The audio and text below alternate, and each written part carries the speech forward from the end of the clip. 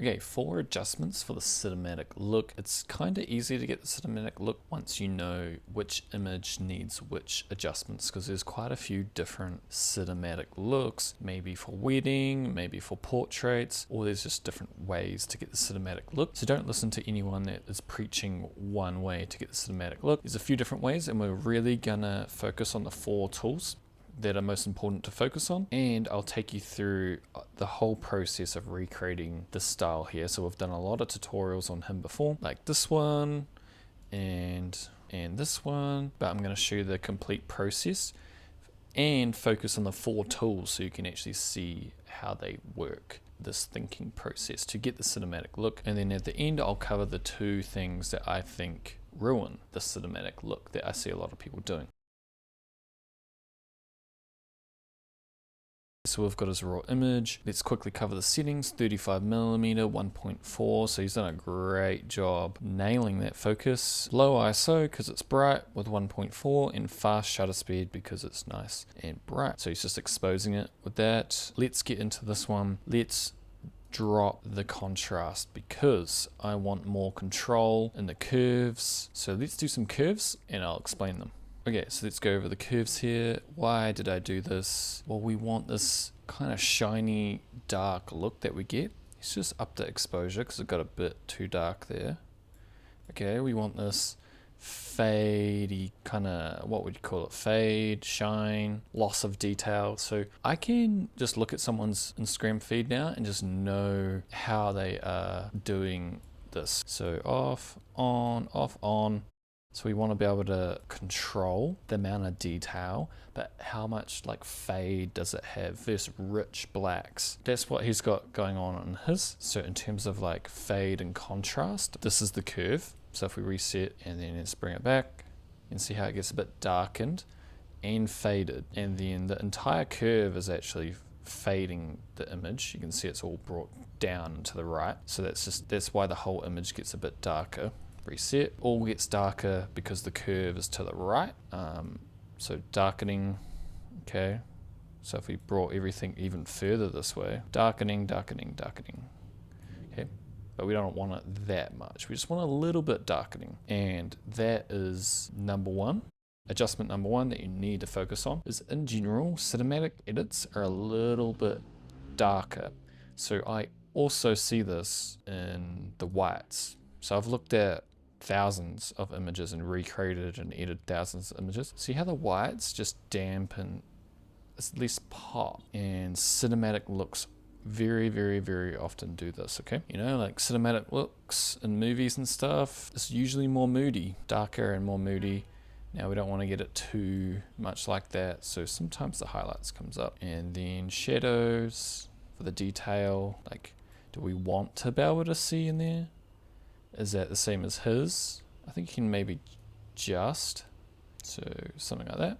But yeah, still the curves for that glossy shine cinematic look that we want. Now, why did I do the color channels? Okay, so I've got a good idea what people are doing when I look at their Instagram feed and how to recreate it. That's what I do if you're new here. When I'm not sure which color channels they're doing, I do a pretty generic curve like this, and then maybe towards the end of the edit, if I'm having trouble matching their style, I'll do a different shape curve. But this one is pretty generic, and what it lets us do, you can see how there's red up here, you can see there's cyan down here, and then you go the other way, cyan. Just quickly look at a color wheel, and we've got every color here. We've got every color in the whole color wheel, red, green, blue. We can create any color by combining different amounts of each color. And then this is the shadows for the yellows, for example. You can see it's affecting a lot of the image because we don't have many points. Like if we only wanted the shadows, we'd have to make more points. You can see how this bit's lifting. So you just need like more points if you want to only do the shadows. Now this is a very dark image, so the whole image is kind of shadows. So it's not a good example right now. Okay, so we've just got a balanced curve here. Now I can just be like, I want more red in the highlights. Maybe I'll do that later on in the edit as I play around and try to figure out the edit. So it's just generic shape at the moment. I think this at least go for a curve, something like this at the very minimal. But point being, it does add a bit of contrast. Okay, we add contrast. And now that we've got this, we can now start to move colors and design our style a little bit, because these other tools aren't sufficient enough to get this look. Okay, so up here, I'll bring back a bit of contrast. Kind of overdid it. It's a bit more like his now. Okay, so reset. That's how far we've come at the moment. Just like a bit of a fade and gloss texture. While we are up here, let's just drop that a bit. Now, just some obvious color adjustments to start off. Let's drop the greens and the yellows. Let's just do some skin tone to the left, just matching up his style. Now, his style's not, this isn't super grounded in reality, but I think that's okay for cinematic looks sometimes. And when you see movies and stuff, sometimes the color grades are pretty crazy, but they just always follow like one of those color palettes. So it works if you hit one of those color palettes or a mixture of color palettes. Okay, just to make our subject pop, yellows down and greens down.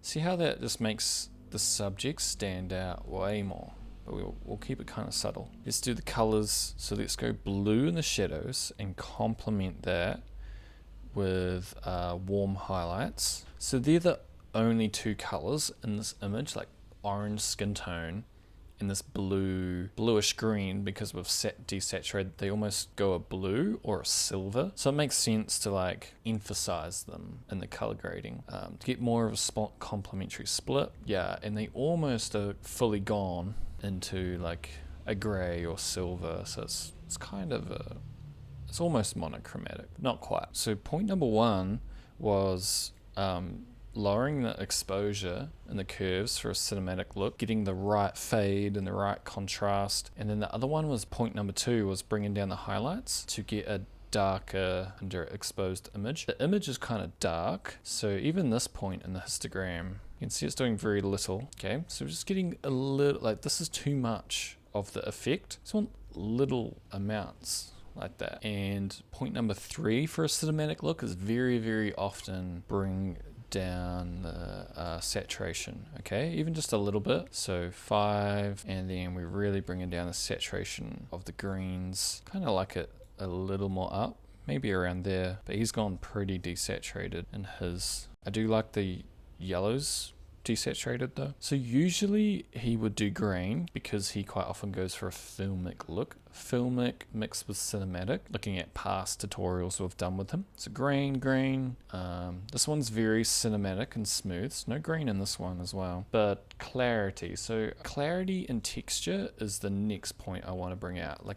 Like this photo, for example. I really like this one, but the photo, the main thing going on in this photo is like the texture. There's a lot of texture with the rocks, and that's a situation where you might want to bring up the clarity and the texture. Okay, I think it really helps. But this image, we're shooting someone's face and it's quite dreamy, so we'll keep the texture and clarity down. So what his other edits are a great example of is kind of minimal editing. So people don't want crazy looking Instagram feeds anymore. People want natural looking but well edited photos now. So you have to be more and more precise and minimal with your editing, so you don't get crazy looking edits. People are a bit over that. So he does a great job of that in other tutorials we've done. And here's another example, Cam England, a while back, of getting this cinematic look. I think it illustrates what we were talking about a lot. So whites down, and a curve like this. You can see how big of a role those curves are playing, and then bringing down the saturation for a more cinematic looking look. Keep commenting down below what you guys want to see. I'm still trying to find my format because we've like shifted channels over to this one. I want to grow this channel. So yeah, keep commenting down below. It really helps when you give ideas of what you guys want to see. Longer videos, tip videos, complete process videos. That's it for this one. Catch you guys next one.